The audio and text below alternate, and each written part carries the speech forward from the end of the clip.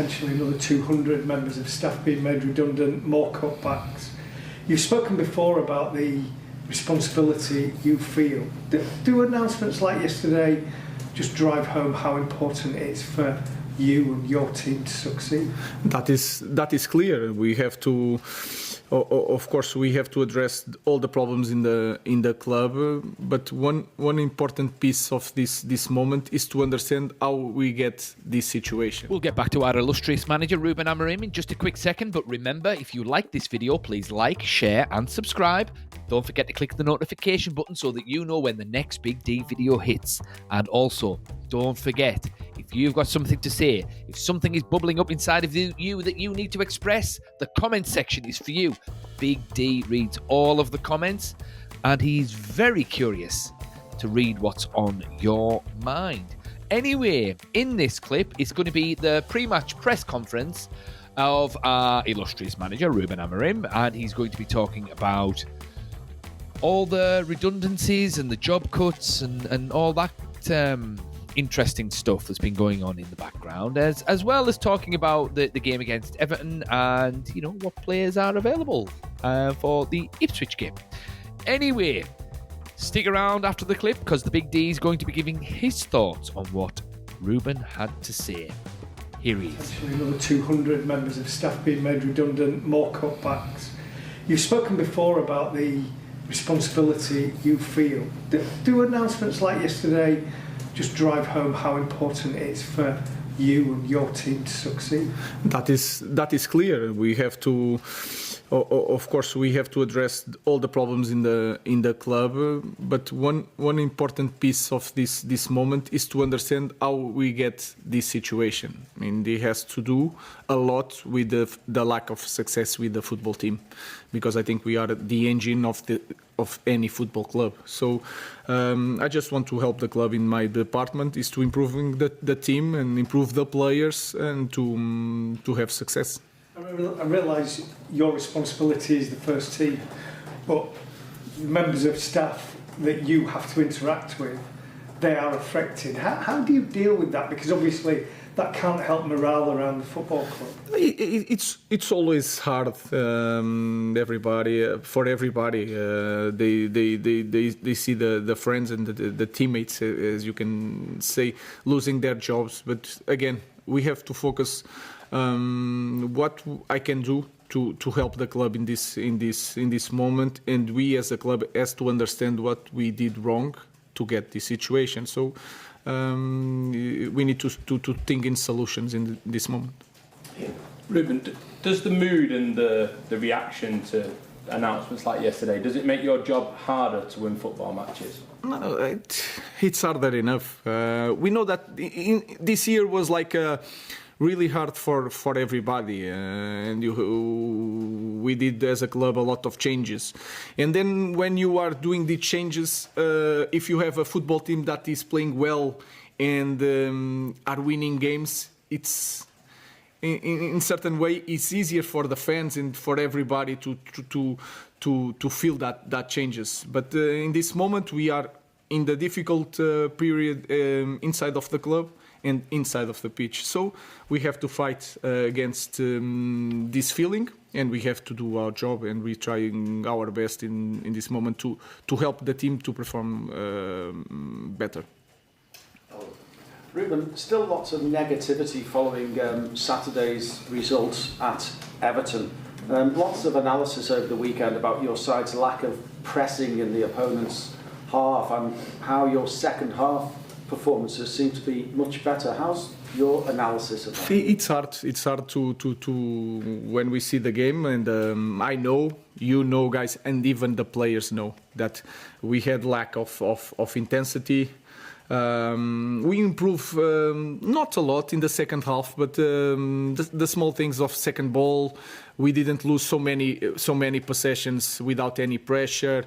We were more aggressive even when we defend and when we are with the ball. So we change a little bit the energy that we play football. So I understand all the critics. If you watch the game, you have to accept it and try to change that. Just in terms of playing at home as well, are you feeling more pressure at Old Trafford, given that you've lost 5 of the last 6 league games? I mean, Ipswich Town, there's an expectancy that you must win this game. Yeah, well, since I arrived, when I took the job, for me, I expect to win all the games at home, and you have that feeling. I don't feel the pressure because I don't feel it like, again, the supporters are amazing, and you don't feel it that every time you go to one game at Old Trafford, you feel the support. Until the end. So, and sometimes you have one play, sometimes in one half, and you feel like the supporters want this so bad. So I don't feel the pressure, and we have to stop think about the last games. It's a new game. It can be a new story. So let's go forward and to play the game. Rúben, might you have any players back from injury, or do you expect to pick from the same squad? No, I think it's the same. Nobody's. They are improving, but nobody is recovering for this game. Rúben Amorim. He does seem like a really nice guy, to be fair. And I think that's quite noble that he's taking on the blame himself. As in, the team in itself. He's saying that the reason that Manchester United are in the financial mess that they are is because the lack of success on the pitch. So, good for him for saying that. And he is right. He is right in a way. It's not quite as simple as that. But he is right. Because if a club makes sure that the team on the pitch on a Saturday is purring and it is as good as they can possibly make it, then it wins games, it climbs the table, it gets sponsorships, it wins trophies, it can do all that good stuff. And then everything flows downstream from there. So he's right in that sense. But I do disagree with him in that it's not 100% his fault. I would say it's 50-50 between who's running the team and who's running the club itself. Specifically the footballing project. Because recruitment is the be-all and end-all of a football club. You need to recruit the right players. And the reason Manchester United are in the position they are now is twofold. One, they haven't been recruiting the right players. And two, the players that they have been recruiting, they have overpaid for. We overpaid for Anthony. We overpaid for Casemiro. We overpaid for Mason Mount. We've overpaid for Onana. And I'm sure there's more in the past that we've overpaid for. We've overpaid for Paul Pogba because he didn't turn out to be the player that we hoped he would be. And we overpaid for Marcus Rashford in the sense that we gave him a big bumper contract and he hasn't lived up to it. So it's decisions like that that have just accumulated and compounded over time to the point where we're in this situation. Because if Manchester United had a first team that was purring, then who cares how much we're paying for players and who cares how much we're paying per week for a player? And all of these things that's happening in the background, no one really will be paying that much attention to them. Because, there was a big thing about the leak at Old Trafford from the roof. I think that leak's been there for a long time, even back in Fergie's day, but no one was complaining about it then because the team was winning. So when the team's not winning, people start looking for reasons why they're not winning.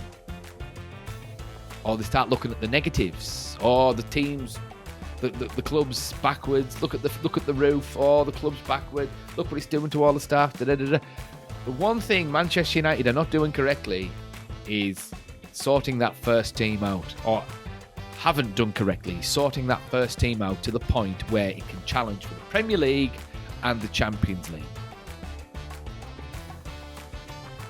Because, from a business sense, if these people who are getting let go, then they're getting let go for a reason, and that is because their roles are expendable. And that's the cold hard truth. What's the point of paying for someone to fulfill a role when that role is not needed? Now, from a human perspective, as I've said in other videos, then, you know, it's a little bit crap. Fair enough, because these people are losing their jobs, and I'm sure some of the people that are losing their jobs have been there for a long time and they don't want to leave. Well, that is a shame. But they'll be able to get a job somewhere else. They've just been working for Manchester United for however long. Why? They can go and work at City, or they can go and work somewhere else. You know?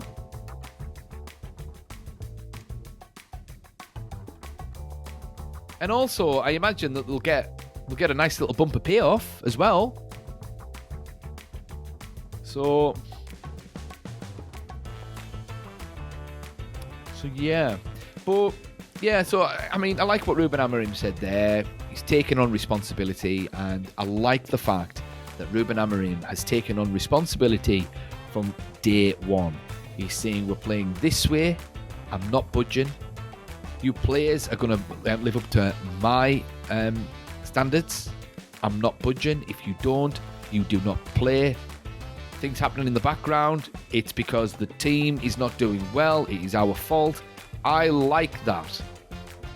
He's clearly taking responsibility for the team. He's not necessarily blaming anyone. He's just standing up to be counted, basically. And that's a sign of a guy with integrity, if you ask the Big D. But anyway, what do you guys think? Is Rúben Amorim being a little bit unfair on himself? You tell me. Thoughts in the comments, and the Big D will see you in the next one.